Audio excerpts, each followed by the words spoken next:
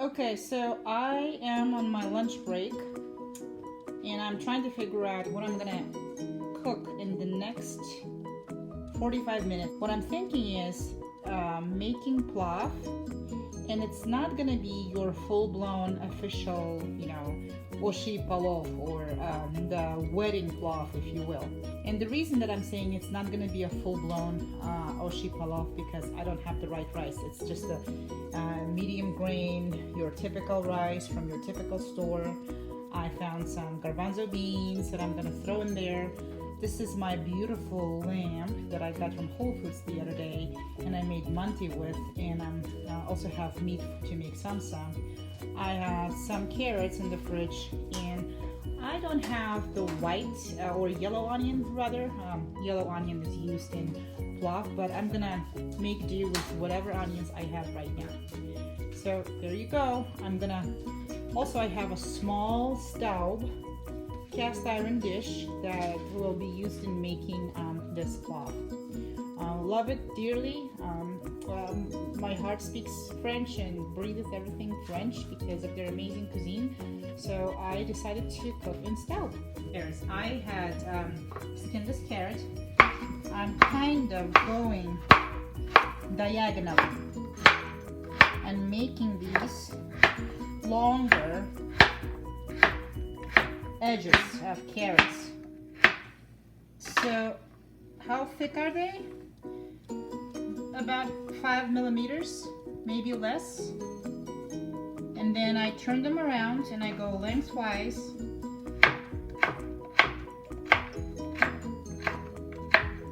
So those are my carrots. That's how I cut my carrots for plov. Do you want to use the shredded carrots from Safeway, King Supers, or any other grocery store in your area? Go for it. You can do that if you want to save time.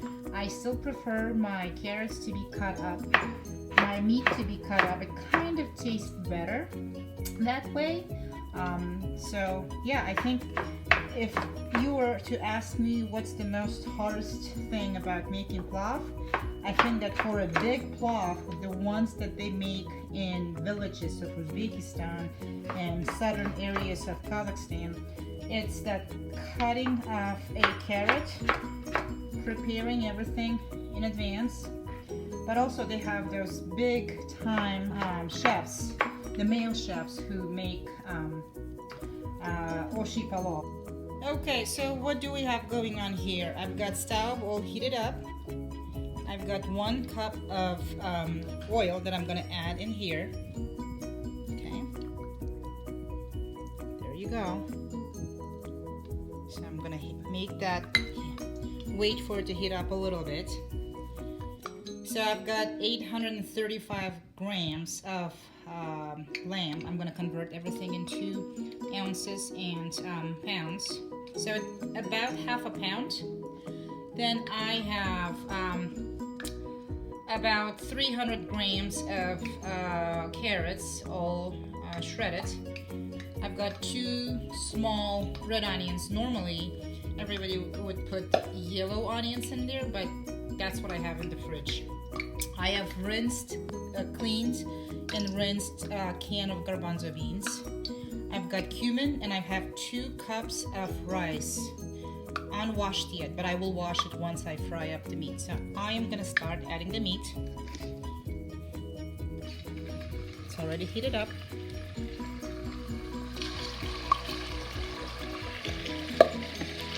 Oh yeah. There we go.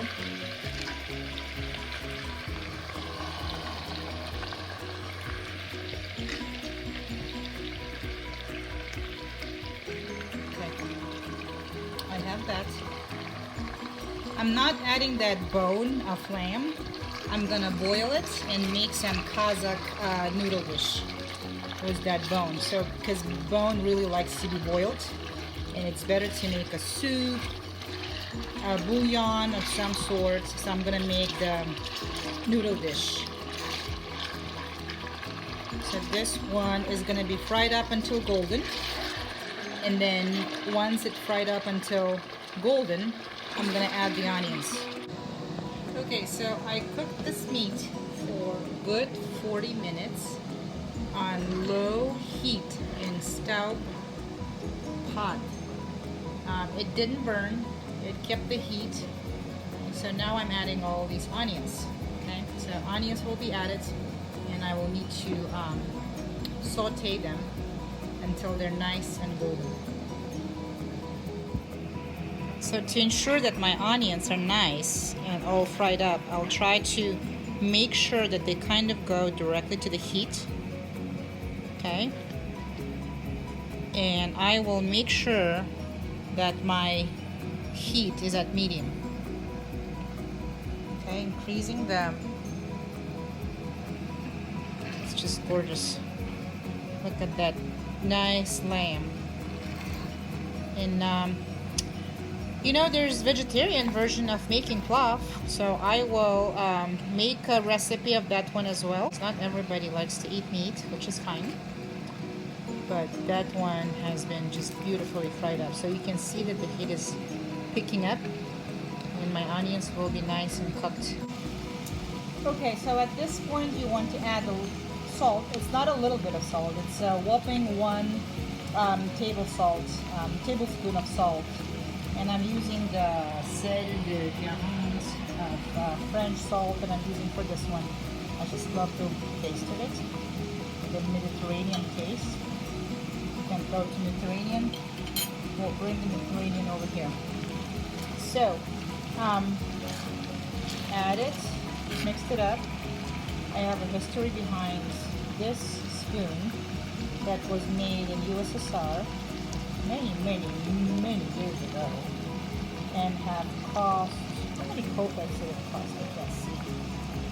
Oh, it doesn't tell me. No, you can't see it, but definitely was made in USSR. That's one last spoon that has left to me after my mother passed away, so I was able to grab that spoon. Alright, that's what our meat looks like. Isn't that gorgeous? I'm just gonna wait for the onion to cook a little bit before I'm gonna add a little bit of water, a hot water, to cover the meat, because you need that water bed for carrots. So another important thing to mention here, because carrots are giving extra liquid, you don't want to close your kazan, which is the stove dish. You want to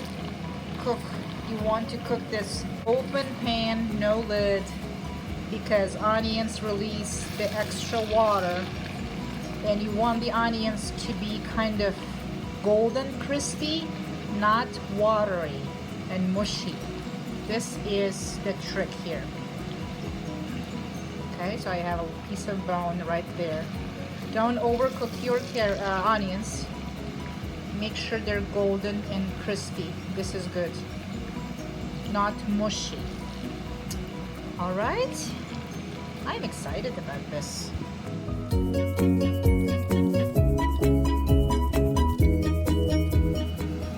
So what did I forget to mention is that I used this canola oil for cooking. Okay, I put 1 cup of oil for 2 cups of rice. That's the ratio. So this is looking good to me. My onions are nice and golden. Look at that. So it's getting to the point where the oil is bubbling up a little bit. So my onions are cooked. Now I need to create a water bed for my carrots. So I'm adding the water just to slightly cover the meat. Covered it, it's going there. It is going and bubbling. I'm going to lower the heat, and at this point I'm going to add the carrots. I added the carrots on top of the water bed that covered the meat, and now I'm going to cover it up with the lid and let it steam a little bit. So I didn't mix anything. I had a layer of meat and layer of meat and fried up onions, and topped it off with carrots, and I'm gonna let those carrots steam on that water bed. Okay, so what you see is the beautiful carrot. Look at that color. It has steamed a little bit for less than 5 minutes probably. At this point, while it was steaming, I washed up my rice. Gotta wash that rice. There are 2 cups of rice here, and the reason we're washing the rice, well, number one, we want to get rid of that extra gluten so that basically it doesn't make it a risotto. We're not making a risotto, we're making plov, where the rice is actually trying to look a little fluffier than risotto. Risotto is heavier. You need to make that risotto kind of stick to each other, right? And the rice, the plov, needs to look more fluffier. So at this point, it's a good idea to add garbanzos. Also rinse your garbanzos of extra sodium that it comes with, because it's floating in that sodium in the can, so you don't want that. In Central Asia, they soak the garbanzo. They prepare garbanzo differently. It doesn't come from the can. Well, in our case, in this American recipe of plov, we actually use the garbanzo from the can. What I'm going to do next, I'm going to use the cumin. So once the carrots dyed a little bit, well, steamed, not dyed, I'm translating from Kazakh in my head, I'm adding a little bit of cumin that I have, and I'm going to add a little bit more. So when I say a little bit, I'm going to add a full tablespoon of cumin. What I added so far is maybe 1/3, so I'm going to add another 2/3 of that tablespoon of cumin. Those are the spices I'm adding. That's the only one so far. If you want to make a spicy plov, you can add some chili pepper in there. Just one small, tiny chili pepper. Well, I don't have one, and my kids don't eat spicy, so I'm gonna add just. Okay, so after spices and garbanzo beans, I have added the washed rice. People ask me, what's the water to rice to water ratio? And when I add the water bed, water to that water bed, where after I fried up meat, that water doesn't matter to me, because that's the water that actually deals with cooking the meat. At this point, I'm gonna add the water. Normally it's 2 to 1 for 1 cup of rice. There are 2 cups of water, but in this case, because I have this kind of short grade rice that I'm using, it's the water that I'm gonna use here is gonna cover the rice slightly. And what you will see is the magic of that beautiful color of plov that's gonna come out. Look at that. Everything that you fried and all the spices you cooked came out and made this beautiful color. This is the color of the plov that you are striving to get. This is the color of the onions and carrots and the fried meat that will cover your rice. And you need to ensure that your rice is covered. You don't want white rice or pockets of white rice anywhere. So I'm kind of making sure it goes through. I'm shaking it up right now, and it's okay. Not too much. You don't want to shake up everything. I'm not mixing up everything. I'm not bringing the meat or onions to the top. I'm kind of making sure that my water is going through. It's not just sitting on top. It's going through my plov. Some people do like little wells. I have a small kazan here, and that's why I'm not gonna make wells. It's already covering. I'm gonna keep it like that for maybe another 10 to 15 minutes, or until the water is absorbed by rice. Okay, important side note. Those first 15 to 20 minutes that you're cooking rice, you're cooking it on high. You're cooking it on medium high, not completely high, medium high. Make sure that your meat underneath this rice is not burning. And that's why it's important to have a cast iron dish to cook it in. It keeps that temperature intact, or any kind of thick wall Dutch oven will work as well. So it's important to not overcook the meat, not over fry it under this rice concoction. But the rice is on top, it's immersed into the water because it's being colored by that caramelized water that you have created by caramelizing your onions with meat.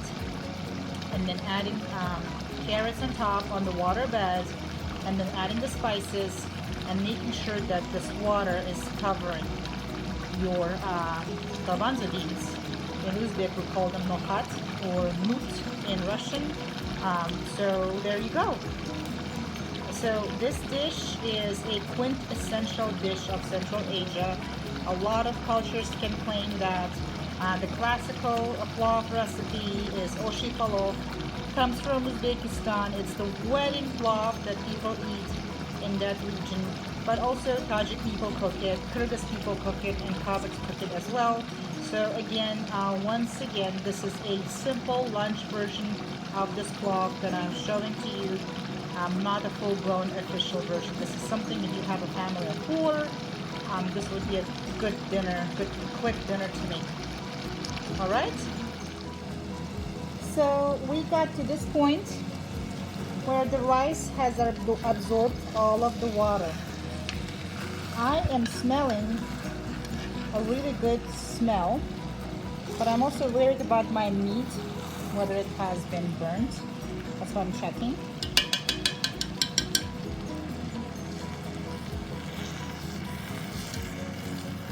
Okay, so the rice is cooked, but not entirely. It's halfway cooked.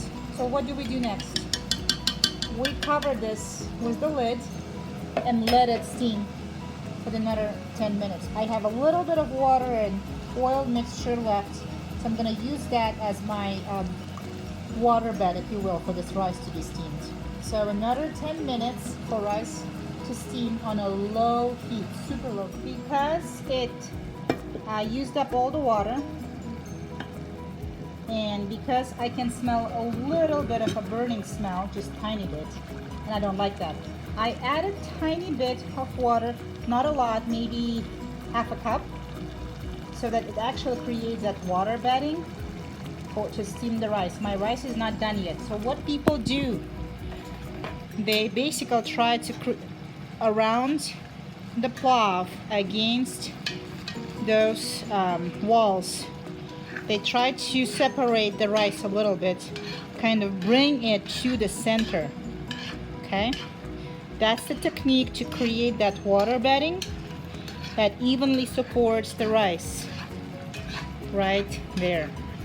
It is tricky to cook the rice this way, but try it at the comfort of your own home, just to see that you can actually master the plov. And that's why it's important to have the Dutch oven to cook your plov in. So my rice is not done yet. It's still white in the middle.